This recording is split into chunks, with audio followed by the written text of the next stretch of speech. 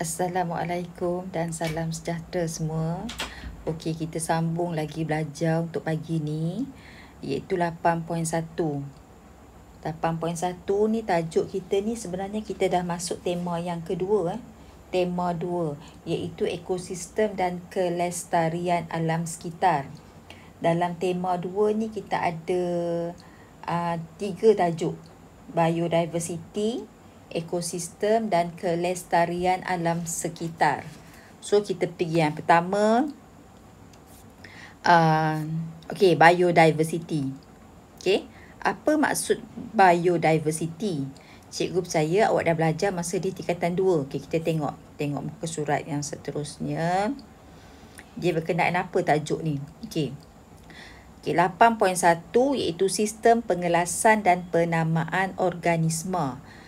Tajuk ni lebih banyak kepada pembacaan lah. Kita kena banyak baca dan hafal. Dalam buku ni dia bagi tahu semasa di tingkatan 2,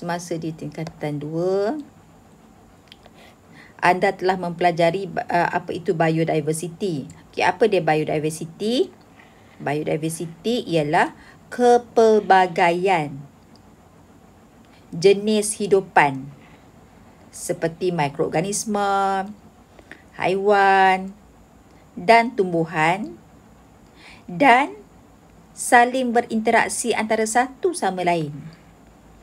Kita belajar tentang semualah hidupan yang ada dekat dunia ni. Hidupan tu termasuk tumbuhan, sebab tumbuhan pun hidupan. Dan interaksi antara mereka. Lihat gambar foto 8.1.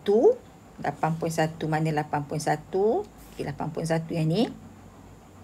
Bagaimanakah organisma tersebut dikelaskan dan dinamakan? Macam mana cara pengelasan mereka dan macam mana kita bagi nama kat mereka tu? Yang tu biodiversity. Yang kedua adalah taksonomi. Taksonomi ialah bidang biologi, satu bidang dalam biologi, bidang kajian dalam biologi yang melibatkan pengelasan, pengecaman dan penamaan organisma mengikut satu sistem yang teratur. Yang tu namanya taksonomi. Kita nak kelas, kita nak cam, kita nak nama. Apa tujuan dia? Supaya kita dapat menguruskan bahan, maklumat dan data yang dikumpulkan dengan menggunakan satu pendekatan yang sistematik dan teratur untuk memudahkan rujukan dalam komuniti saintifik. Nak memudahkan kita buat rujukan je lah. Jadi tahu macam tu. Pengelasan. Pengelasan organisma mengikut taksonomi. Pengelasan organisma dikategorikan berdasarkan ciri yang boleh diperhatikan berdasarkan sistem hierarki taksonomi. Nanti kita belajar lepas ni apa yang dimasukkan dengan sistem hierarki taksonomi. Kemudian pengecaman. Organisma dikenal pasti menggunakan kekunci dikotomi. Yang ni pun dah belajar dulu. Dan penamaan. Penamaan dinamakan mengikut sistem tata nama binomial. Yang tu sebut sikit. Kemudian kita terus pada muka surat. Pengelasan organisma. Pengelasan organisma. Semua organisma di dalam dunia ini dikelaskan kepada 6 kumpulan besar. 6 kumpulan besar yang kita namakan alam. Alam. Alam ataupun kita panggil kingdom. So ada 6 alam organisma. Semualah yang ada dekat dunia ni. Kita asalkan dia tu benda hidup, kita kelaskan kepada 6 alam. Sini ada yang pertama ni apa dia? Archaebacteria, alam Urobacteria, alam Protista, alam fungi, alam planti dan alam animalia. Yang kita selalu famous alam planti dengan animalia kan. Planti ni tu alam tumbuhan, animalia ni alam haiwan. So kat sini ada beberapa istilah lah. Kita ada istilah prokaryote. Kita ada autotroph, heterotroph. So istilah ni kalau awak tak faham, awak boleh tengok kotak kat sini. Apa maksud prokaryote? Ada dah kat sini. Apa maksud prokaryote? Sejenis sel yang tidak mempunyai nukleus. sel yang tak ada nukleus, yang berbungkus dalam membran dan organel yang membran. Maksudnya kalau sel tu sel ya prokariot, dia tak ada nukleus. Kalau eukariot macam biasalah, mempunyai nukleus dan organel-organel yang kelilingnya ada membran. Ni yang biasa, eukariot ni yang biasa. Biasanya unisel, satu sel, multisel, heterotroph. Ni ada. Heterotroph ni macam haiwan lah, organisma yang tidak boleh membuat makanan dia sendiri, tapi memperoleh makanan daripada organisma lain. Maksudnya dia kena makan organisma lain. Kalau autotroph lebih kepada tumbuhan hijau. Lebih kepada tumbuhan yang berwarna hijau. Dia boleh buat sintesis makanan sendiri melalui fotosintesis. Semua dah ada kat sini. Jadi kan, tengok macam ni kan. Ini nota awak. Nota dalam buku teks. So, saya nak awak salin dalam bentuk macam ni. Ni macam ni. Okay, macam biasa, kita mulakan dengan hari, tarikh. Tulislah bab apa. So, hari ni cikgu nak suruh nota je. Senang je. 8.1 apa dia. Tengok dalam buku teks. So, apa dia maksud biodiversity? Tulis maksud dia. Maksud biodiversity tu berdasarkan dalam buku teks dia. Taksonomi. Apa maksud taksonomi? Tulis saja. So, kita pergi kepada pengelasan organisma. Untuk pengelasan organisma, cikgu nak awak buat macam ni.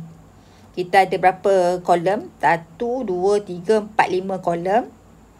1, 2, 3, 4, 5, 6, 7. 7 row. Okay, 5 kolom dan 7 row. So, macam ni lah. Buat macam ni. Okay, contohnya, Archaebacteria. Jenis sel, ni cikgu dah tunjuk contoh yang pertama ni. Jenis sel prokariot. Bilangan sel dia adalah organisma unisel. Unisel tu maksudnya dia ada satu sel. Jenis nutrisi autotroph dan heterotroph. Contoh Sulfolobus species. Tu contoh. So awak teruskanlah. Teruskan. Yang ni cikgu dah settlekan untuk awak.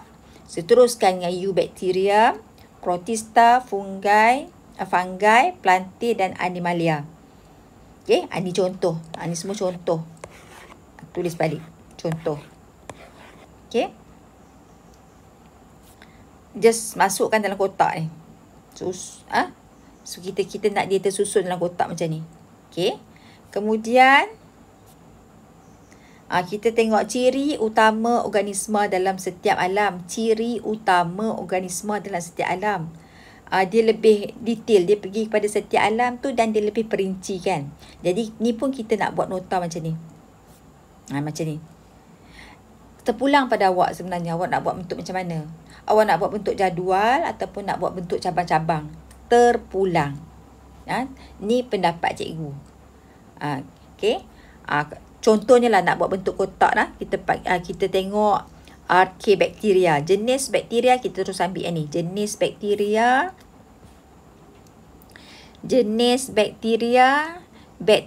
primitif. Tu jenis bakteria. Dinding sel dia tidak mempunyai peptidoglikan. Apa dia peptidoglikan? Okay, ni kat sini dia bagi tahu ni. Yang ni tidak mempunyai peptidoglikan kan? Yang Eubacteria ni dia mempunyai peptidoglikan, iaitu dikenali sebagai myurin, sejenis polimer yang terdiri daripada gabungan gula dan asid amino. So, dia punya dinding sel dia terbina daripada gula dengan asid amino. Selalunya kalau kita belajar sebelum-sebelum ni, tumbuhan saja yang ada dinding sel kan. Tumbuhan dinding sel dia dibuat daripada selulosa. Tapi dalam topik ni kita akan jumpa ada juga bakteria yang ada dinding sel. Dinding sel mereka ni sama ada mempunyai peptidoglikan ataupun bukan peptidoglikan. Apa dia peptidoglikan? Ada kat sini ni. Tu ada. Maksudnya dia bukan buat daripada selulosa, daripada gula dengan asid amino. Okey, tulis saja. Habitat dia ada kat sini. Habitat dia kawasan yang sangat panas, berasid, masin dan persekitaran anaerob. Terbagi kepada 3 kumpulan metagonen. Ya Allah, salah. Susahnya nak sebut. Metagogen. Betul ke saya sebut? Metanogen. Astaghfirullahalazim. Okey. Salin saja. Halofil, termofil. Salin macam tu. Senang nak tengok, senang nak baca. Kita salin balik. Saya suruh awak salin balik ni sebab saya nak suruh awak baca. Bila awak salin, secara tak langsung awak kena baca. Okey? Seterusnya, eubacteria. Sama juga eubacteria, jenis dia adalah bakteria sebenar. Bakteria sebenar. Dinding sel, tulislah. Mempunyai dinding sel yang diperbuat daripada peptidoglikan. Lepas tu salinlah sikit peptidoglikan ni benda apa. Sebab kita tak faham pula. Banyaklah sikit. Peptidoglikan tu bla bla bla bla bla. Tulis. Okey, settle. Sitoplasma. Sitoplasma dia ada ke tidak? Sitoplasma dia ada organel seperti ribosom dan plasmid. Dia ada ribosom dengan plasmid. Tapi tiada organel-organel lain. Dia hanya ada ribosom dengan plasmid saja. Okey. Lepas tu, apa lagi kita kena tahu? Dikelaskan mengikut bentuk. Eubacteria ni dikelaskan mengikut bentuk. Contoh, salin. Streptococcus pneumoniae dengan Vibrio cholera. Banyaklah kena hafal tajuk ni. Tu dia contoh dia. Vibrio ni biasanya bentuk koma. Dia bentuk koma macam tu. Streptococcus ni dia bentuk bulat tapi berantai. Ni. Biasanya kalau bulat yang berantai ni kita panggil Streptococcus. Okay. Coccus tu bulat. Strepto tu dia macam berangkai. Okay. Okay. Settle yang ni. Seterusnya kita tengok pula. Okay. Ini contoh siapa yang nak buat bentuk cabang-cabang. Saya bagi beberapa contoh yang awak boleh buat. Tak semestinya buat jadual saja, nak buat kotak-kotak ataupun nak buat bentuk ranting-ranting macam ni. Boleh. Contohnya saya bagi yang ni, protista. Protista pun samalah. Semua ni awak kumpulkan saja. Okey. Protista, organisme apa? Kita tengok protista. Protista bukan soalan kan? Okay, protista dia adalah organisme eukaryoid. Ya, susahnya saya nak menyebut. Eukaryoid. Tu dia. Tulislah kat sini. Apa dia? Tulis. Jenis nutrisi. Jenis nutrisi dia. Ni. Heterotrof dan autotrof ataupun kedua-duanya. Mungkin hetero, mungkin auto, mungkin dua-dua dia boleh buat. Okey. Semua data dekat sini. Jenis nutrisi, pembiakan dan contoh. Yang lain. Yang lain tadi tu. Okey. Jenis nutrisi, nukleus. Nukleus dia ada ke tak? Nukleus. Dia ada nukleus. Diseliputi membran nukleus dan organel yang dikelilingi oleh membran. So, dia macam ni lah maksudnya. Dia ada nukleus. Ni sel dia. Ni ada nukleus. Dia ada nukleus.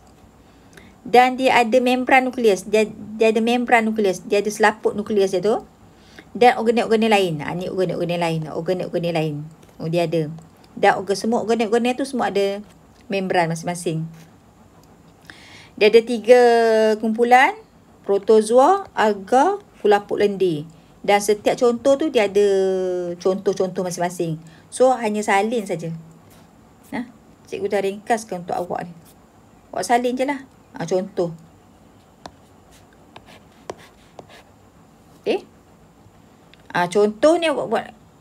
Saya tengok yang salah. Okay. 3 kumpulan. Protozoa contoh. Alga contoh. Kulaput lendir contoh. Okay. Begitu juga jenis fungi pun sama. Jenis organisme apa. Bilangan sel dia. Jenis nutrisi tu. Autotrof, heterotrof. Dinding sel. Badan. Dan contoh. Semua dah ada. Kita keluarkan balik isi tu, kita salin balik. Okey. Okay. Semualah contoh dan seterusnya lah. Okey. Yang ni planting. Planting ni biasanya tumbuhan. Animalia ni biasanya haiwan. Haiwan-haiwan yang biasa kita tengok lah, macam monyet, kucing, anjing. Tu. Okey. Haiwan yang biasanya boleh bergerak. Okay? Jenis organisma, pembiakan, contoh. Semua dah ada kat sini. So hari ni saya nak awak buat contoh. Untuk kali ni awak buat nota sajalah. Haiwan multisel. Kebanyakan haiwan boleh bergerak. Membiak secara seks. Contoh. Okey.